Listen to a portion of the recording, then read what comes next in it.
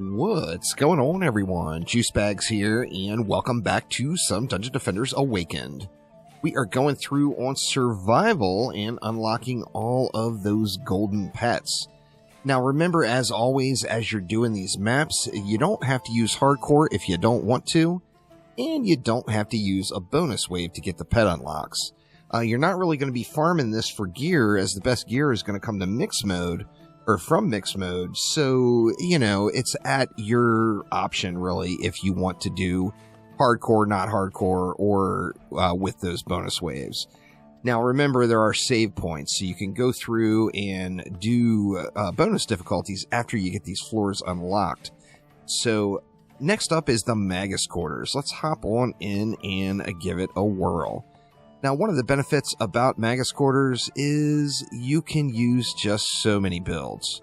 Tons and tons and tons of different things available to use. So, kind of do your own thing, do what you want. However, you got tons of freedom on this one to really do anything. So, we're going to start things off with an Ensnare Aura, an Electric Aura, and then I think we're going to go ahead and go with an Enrage Aura as well. We're going to use a regular non-fused Enrage Aura. Now, we're going to the Sludge, y'all, the Sludge launcher. It is just super powerful. Sludge launchers are the way. They're going to get the job done for you. So we are going for some Sludge launchers. So first things first, we want to drop a root right up here as close as we can get it. And then just one is going to be all we need to get all of our sludge launchers loaded up and ready to go. So we're going with 2 of them on each lane, but we're going to angle these in a way so that they're also getting a little double coverage for the flyers. So I want at least one of these sludge launchers aimed at the flyers as well. Let's see. Let's go ahead and go... Do we want to crossfire this one? Let's crossfire this one in the middle. And that will give us some really good flyer coverage as well. And then remember, too, this map, there's going to be a ton of these sludge launcher projectiles that are just going into rails or whatever. Don't sweat it, y'all. These things are still just going to be beast mode for you and are going to get the job done. Now, building like this, we're going to need 3 separate buff beams. So we're going to go with...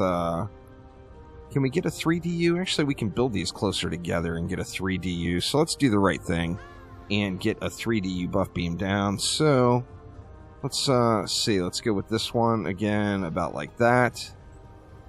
We'll go with this one kind of a little bit farther over even to make sure to handle all of those flyers. Let's go with a 3DU buff beam there. We'll get a 3DU buff beam here. And then these are going to need to be moved, right? Yeah, let's go ahead and move these in a little bit closer and take advantage of the lower cost buff beam. So one over about like that, another one just slightly over. I still want enemies down in that corner to be hit there. So important to make that happen. And then we are going to drop another 3DU buff beam right about there. Now that leaves 25 left. We're going to need some reflect beams. We're going to need some crowd control, or more crowd control, I should say. For crowd control, we're just going to slap down a gas trap on each lane. You can put these back and get them in the buff beams if you want to. You don't really need to. It's going to make them a little bit bigger if you don't. I'm just going to put them like right at the base of the stairs. These don't need to be buffed, of course. If they are buffed, they're going to get a little larger range and get a little bit more effectiveness out of them. But you just don't need to do it if you don't want to. Now it's going to leave 16 DU left. We are going to throw in a few wisps just to help out with any of those flyers and the tougher mobs. And let's see, I think we can probably, or no, we can't really go one more. So just 2 wisps in the mix there. Now we're going to go ahead and enclose all this in, give it some nice reflect beam protection all the way around here. And that's going to leave us just a tickle of DU left. It gives us 3 DU left, and I think the prime target there would be an explosive trap. So with that in mind, I think I want to move this one back, because we do want to get the explosive trap in the buff beam.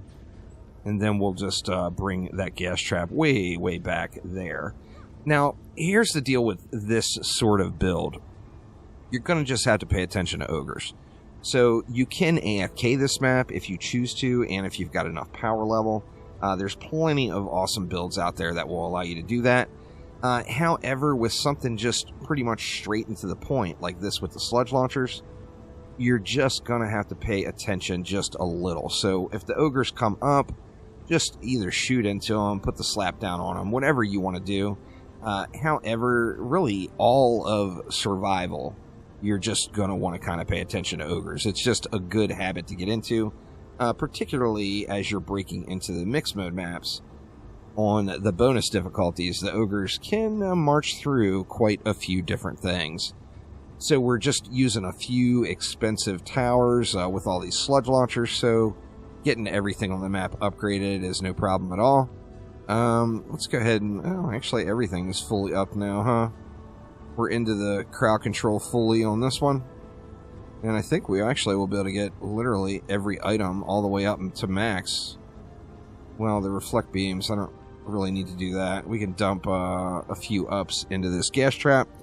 And DPS on whoever you want to DPS on. Like I said, the goal is just to keep an eye on ogres. So we are going to do just that. This is an absolutely great map to use the Warden on if you're wanting to use a little Warden action. It's going to just mop up every single mob besides ogres, though. Actually, it looks like it's taking out ogres too with my level of sludges here.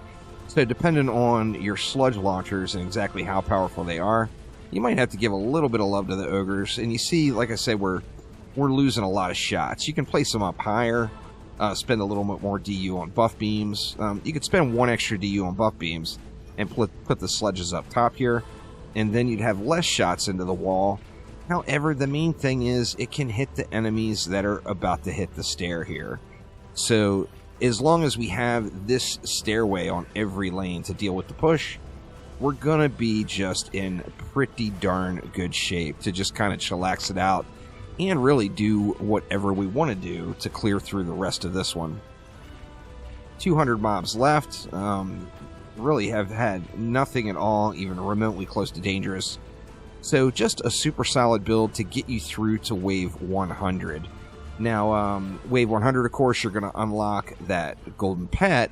Remember, too, always do wave 101 as well, because the save points are at the 6s and the 1s.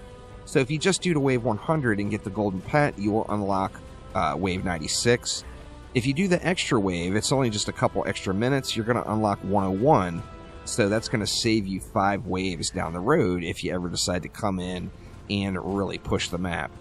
But, yeah, it's just a straight up beating them up. Yeah. Getting to wave 100 on this map will not be a challenge. You can do fun stuff too, y'all. You don't have to use these meta defenses. You can throw down some harpoons. I mean, there's lots of options to get through and get the win on this particular map. So kind of do you know, do what you want to do. That was Massacre Hardcore Rifted, of course, with no bonus wave, since we're just going for that pet transmog unlock. One of the big benefits, too, is these super small pathways with the rails. If there's literally any mobs in the lane, the ogres just get stopped. Like in that situation, they weren't anywhere near the enrage area yet. But the gas trap was enough to keep that ogre at bay. So definitely good stuff there. As the ogres do press up the stair here, they're just going to get pounded into by these sludge launchers. So should not be a major concern for literally anyone out there, as long as you're in some Massacre survival gear already. But that will do it for now. Thanks an absolute ton for watching, and I will see ya next time around. Take it easy.